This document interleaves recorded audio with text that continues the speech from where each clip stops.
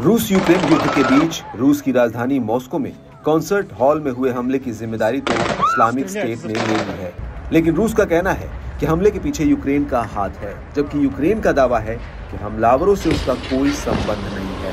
रूसी राष्ट्रपति Vladimir Putin ने भी ये बात स्वीकारी है कि बीते हफ्ते के अटैक के पीछे कट्टरपंथी इस्लामवादी थे, लेकिन उन्होंने ये भी कहा कि ये सब यूक्रेन से जुड़े हुए थे।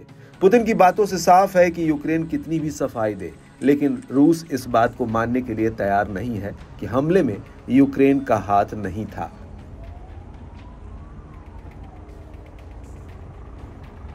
बीते 2 दशक में रूसी क्षेत्र पर हुए इस सबसे घातक हमले के बाद अब यूक्रेन के खुफिया प्रमुख रूस के निशाने पर आ गए हैं। रूस की संघीय सुरक्षा सेवा FSB के प्रमुख अलेक्जेंडर बार्टनिकोव ने मंगलवार को पत्रकारों से कहा कि यूक्रेन के सैन्य खुफिया प्रमुख किरिल बुडानोव रूसी सैनिकों के लिए वैलिड टारगेट हैं।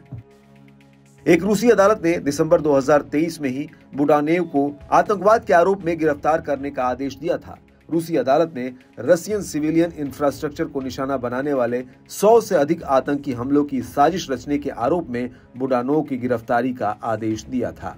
यूक्रेनी मिलिट्री इंटेलिजेंस GUR के प्रमुख ने खुले तौर पर रूसी धरती पर हमलों की वकालत की है, जिसमें वो क्षेत्र भी शामिल है जिसे यूक्रेन खुद रूस की संप्रभुता वाला मानता है।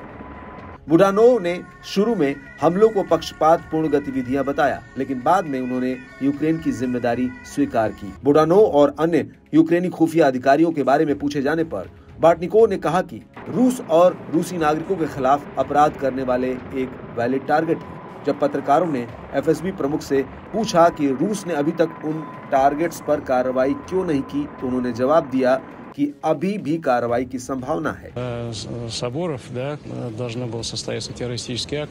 Нам пришлось, дорабатывать эту информацию на коленке, в буквальном смысле этих слов. Спасибо, конечно, что говорят, но тем не менее хотелось бы большей конкретики.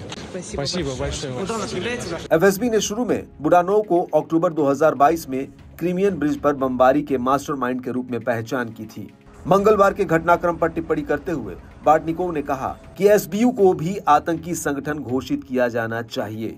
यूक्रेन के गांव और शहरों पर तेजी से कब्जा करते जा रहे रूस के लिए यह हमला एक बड़ा झटका है और ये भी तय है कि अब रूस यूक्रेन के खिलाफ और आक्रामक होगा।